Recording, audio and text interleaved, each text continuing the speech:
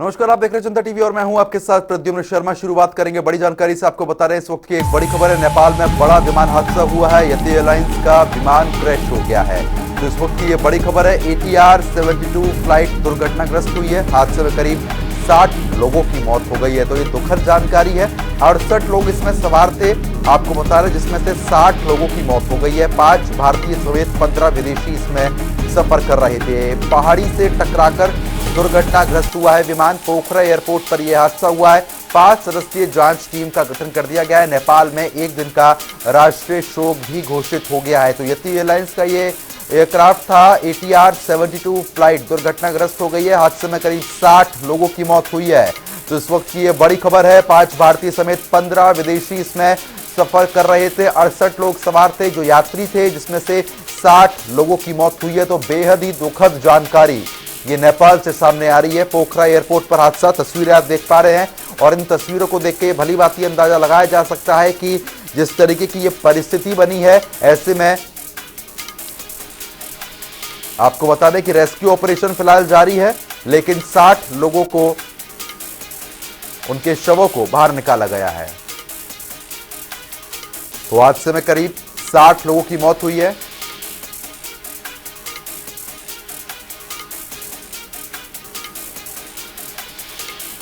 और इसी बीच x wing commander आलोक शाह हमारे साथ जुड़ गए हैं। आलोक जी, सबसे पहले आपका बहुत बहुत स्वागत है जनता टीवी पर। नमस्कार आलोक जी, जिस तरीके से एक बहुत ही दुखद जानकारी यहां पर सामने आई है, जहां पर जिस तरीके से एक प्लेन उड़ता है, उसके बाद दुर्घटना का शिकार हो जाता है। 68 लोग सवार थे, 60 लोगों की इसमें मौत भी हो गई है। जिस तरीके की, अगर इस घटना के अलावा और भी बात की जाए तो आए दिन इस तरीके की घटनाएं सामने आ रही हैं जहां पर प्लेन दुर्घटना का बहुत ज्यादा शिकार हो रहे हैं। कारण क्या रहता है? देखिए, हवाई जहाजों का रख रखाव जो है वो बहुत एक चिंता का विषय है, और खास करके नेपाल में। आपको पता हो, मैं जनता को बताना चाहूंगा कि यूरोपियन यूनियन ने नेपाली एयरलाइंस को अपने यहां बैन कर रखा है। इसका मतलब क्या है कि वहां का रख रखाव जो है वो, उस पर एक बहुत बड़ा प्रश्न चिन्ह है कि आप उसकी मेंटेनेंस कैसे करते हैं, आप उसका रख रखाव क्या करते हैं, आपके क्रू मेंबर्स कैसे हैं, जहाजों के आपके कंडीशंस कैसे हैं, उसमें इक्विपमेंट किस तरह के लगे हुए हैं, उसकी रिलायबिलिटी क्या है। और नेपाल में आप देखिए, पिछले एक दशक में कितने दुर्घटनाएं हो चुकी हैं। अभी पिछले साल एक इमरजेंसी लैंडिंग हुई थी और एक दुर्घटना हुई थी जिसमें कई लोगों की जान गई थी। तो इंटरनेशनल सिविल एविएशन ऑर्गेनाइजेशन को अब यह सुनिश्चित करना पड़ेगा कि हमारे जो जांच के दायरे हैं वो और कड़े किए जाएं। एयरक्राफ्ट के मेंटेनेंस जो किया जाता है वो ठीक से किया जाता है कि नहीं, इसके ऊपर एक पूरी जांच होनी चाहिए। और ये लोगों की जान से खिलवाड़ करना ये अच्छी बात नहीं है। ये लोगों की जान से खिलवाड़ हो रहा है। दूसरी बात, ये दुर्घटना का जो कारण है वो तो अभी ब्लैक बॉक्स के मिलने के बाद पता चलेगा, लेकिन जो संभावनाएं मुझे लग रही हैं वो ये लग रही है कि जहाज में तकनीकी खराबी कुछ न कुछ हुई थी। क्योंकि ये काठमांडू से पोखरा जा रहा था। पोखरा में 2 रनवे है, एक अभी नया बना है जिसका 1 जनवरी को ही उद्घाटन हुआ है। तो पोखरा का जो हवाई अड्डा है उसकी भौगोलिक स्थिति बहुत ही विचित्र है। एक तरफ पहाड़ है, उस पहाड़ के हालांकि ऊपर के कुछ मीटर भाग को उड़ा करके कम भी किया गया था नया रनवे बनाने के लिए। दूसरी तरफ करीब 4 हेक्टेयर का जंगल है और बीच में एक नदी वहां से गुजरती है। तो इस तरह का जब टोपोग्राफी होती है, इस तरह की भौगोलिक स्थिति होती है, तो वहां पर मौसम भले ही बादल साफ हो, भले ही विजिबिलिटी अच्छी हो, लेकिन हवाओं में एक अजीब तरह की हलचल होती है जिसको हम एनाबॉलिक और कैटाबॉलिक विंड्स बोलते हैं। कभी कभी लो प्रेशर डेवलप हो जाता है, कभी हाई प्रेशर हो जाएगा, कभी पहाड़ी के सरफेस से ऊपर से नीचे तेज हवाएं चलने लगती हैं। इस चपेटे में आने की संभावना जहाजों की रहती है। लेकिन ये जहाज जो दुर्घटनाग्रस्त हुआ है ये बिल्कुल लैंडिंग से कुछ सेकंड पहले हुआ है। लैंडिंग के समय जहाज एक रनवे से एक निश्चित दूरी पे आ जाता है, करीब 6 से 8 मील की दूरी पर या 4 मील की दूरी पर, और स्टेबल कंडीशन में पायलट ATC से लैंडिंग की परमिशन मांगता है। जब सब कुछ ठीक देख करके जमीन पर ATC ने उसको परमिशन दे दिया था, क्लियर टू लैंड हो गया था, उसके बाद ये दुर्घटना हुई है। इसका मतलब कि वो जो 2-4 मील लैंडिंग से पहले बिल्कुल जब जहाज नीचे था और अपने क्रिटिकल स्टेज ऑफ लैंडिंग में था, उसी समय कुछ ना कुछ खराबी हुई है या कुछ हुआ है हो सकता है बर्ड हिट भी हुआ हो, एक इंजन खराब हो गया हो, या तकनीकी खराबी से एक इंजन फेल कर गया, अचानक जहाज एक तरफ झुक गया, या जहाज में कोई और तकनीकी खराबी आ गई जिसके कारण पायलट जो है जहाज को नियंत्रित नहीं कर सका। और जब नीचे काफी जहाज होता है और रनवे के बिल्कुल पास होता है, तब पायलट ऐसे क्रिटिकल स्टेज में कोई इमरजेंसी होती है तो वो आरटी पर एटीसी को कुछ बोलता नहीं है, क्योंकि अपना सारा समय उस कुछ निर्णायक कुछ सेकंडों का समय होता है, वो सारा समय जहाज को कंट्रोल करने में लगाता है। और इसीलिए क्रैश के पहले इस जहाज के पायलट ने एटीसी को कुछ नहीं बताया। अब कई तरह की संभावनाएं व्यक्त की जा रही है कि क्या हुआ, कहीं पहले आग लग गई थी, या एक वीडियो घूम रहा है कि जहाज जो है वो पूरा बाईं तरफ झुका हुआ दिखाई दे रहा है, लैंडिंग के पहले वो झुक गया था। तो अब ये तो जांच के बाद ही पता चलेगा कि क्या हुआ था। जी हाँ, बिल्कुल, जिस तरीके से आपने जानकारी दी है काफी महत्वपूर्ण जानकारी है, क्योंकि जिस तरीके से अगर आप वीडियो का जिक्र कर रहे हैं तो वीडियो में भी देखा गया है कि वीडियो में आपने भी बताया कि एक तरफ प्लेन झुका हुआ है। अगर लैंडिंग से पहले, लैंडिंग करते हुए जब प्लेन नीचे आता है उससे पहले पूरी तरीके से सिग्नल मिल चुका था, लैंडिंग का सिग्नल क्लियर था। लेकिन तकनीकी खराबी का जो आप जिक्र कर रहे हैं, जब प्लेन उड़ान भरता है तो सारी जांच पड़ताल होती है, एक तरीके से आप कह सकते हैं डॉक्टर उसका इलाज कर रहे होते हैं, देख रहे होते हैं कि सब कुछ ठीक है या नहीं है। तो जब ये खामियां पकड़ में नहीं आती है क्या?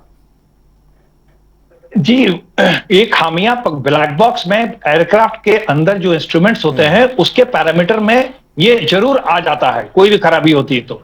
लेकिन जब खराबी पैरामीटर्स में आया तो इतना कम समय होता है, लैंडिंग के समय कुछ सेकंडों का मामला होता है कि पायलट उस जहाज को बचाने पे सारा ध्यान देता है कि अब उसको कैसे हम रिट्रीव करें, उस सिचुएशन से कैसे उभरें। अब जैसे अगर वो बाएं तरफ झुक गया था तो ये किस हालत में इस तरह से बाएं तरफ झुक जाएगा, अगर वो वीडियो सही है जो सर्कुलेट हो रहा है मीडिया में, तो बाएं तरफ दो तीन कंडीशन हो सकते हैं जिसके कारण ऐसा संभव है। एक तो या तो अचानक उसका एक इंजन फेल हो गया, तो एक इंजन फेल होने पर जहाज अचानक एक तरफ टिल्ट हो जाता है, तो पायलट को कुछ सेकंडों का समय चाहिए कि दूसरे इंजन के पावर से जहाज को संतुलित करने का, वो हो सकता है उसको समय नहीं मिला।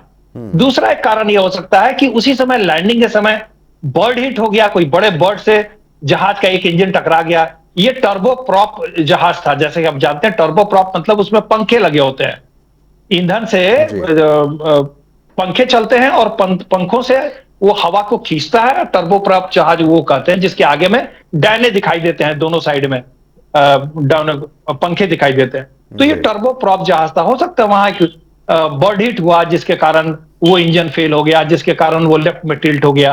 तीसरा एक कारण ये हो सकता है कि अचानक वो जो मैं बता रहा हूं कि विंड शेयर उस तरफ ज्यादा हो गया और सडन लो प्रेशर से लेफ्ट साइड का जो है वो टिल्ट हो गया। ये दो तीन कारण हो सकते हैं। अब वास्तविक कारण क्या है, ये तो अब जब ब्लैक बॉक्स खुलेगा तो सारे पैरामीटर्स उसमें ऑलरेडी रिकॉर्डेड होते हैं, उससे पता चल जाएगा कि असली कारण क्या था। जी हाँ, बिल्कुल। लेकिन जिस तरीके की ये घटनाएं आलोक जी सामने आ रही है, डर लगता है ऐसी खबरों को सोचकर, क्योंकि जिस तरीके से अगर आप प्लेन में भी ट्रेवल कर रहे होते हैं तो अब कुछ गारंटी नहीं है, कभी भी कुछ भी हो सकता है।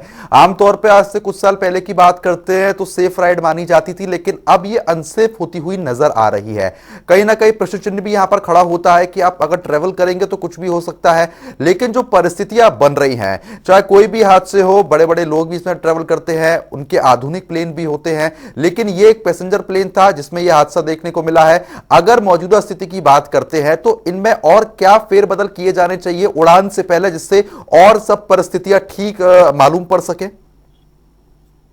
देखिए, यहां मैं दो बातें कहना चाहूंगा कि लोग तो डर जाते हैं कि भाई इस तरह के एयर क्रैश में बचने की संभावना नहीं होती है, तो लोगों में, एक आम जनता में काफी डर का माहौल पैदा हो जाता है, वो एयर ट्रैवल से हिचकिचाने लगते हैं। लेकिन मैं ये कहना चाहूंगा कि ऐसे डरने की बात नहीं है, क्योंकि अगर आप आंकड़ा देखेंगे रोड एक्सीडेंट रोड एक्सीडेंट की जो संभावनाएं होती हैं वो हवाई एक्सीडेंट की संभावना से कहीं ज्यादा होती हैं। तो हवाई जहाज से आप सुरक्षित हैं, लेकिन धीरे धीरे अब ये देखा जा रहा है कि मेंटेनेंस की जो शॉर्टकट की जा जाती है, व्यापारीकरण, जो ज्यादा लाभ कमाने के चक्कर में जो कई एयरलाइंस जो है वो मेंटेनेंस में कट शॉर्ट करने लगते हैं, ये एक खतरनाक स्थिति है। इस पर हमारे डीजीसीए को, अपने एयरलाइंस के ऊपर और आईको को ओवरऑल पूरे दुनिया में इंटरनेशनल सिविल एविएशन ऑर्गेनाइजेशन है, जिसको जो जो सारे इंटरनेशनल एविएशन को कंट्रोल करता है।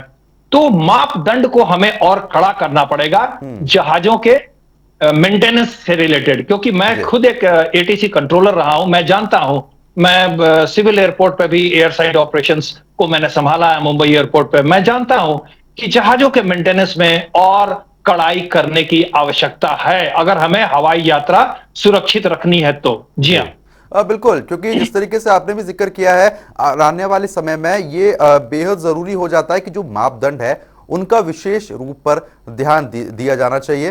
तो फिलहाल बहुत बहुत शुक्रिया हमारे साथ जुड़ने के लिए और तमाम जानकारी साझा करने के लिए।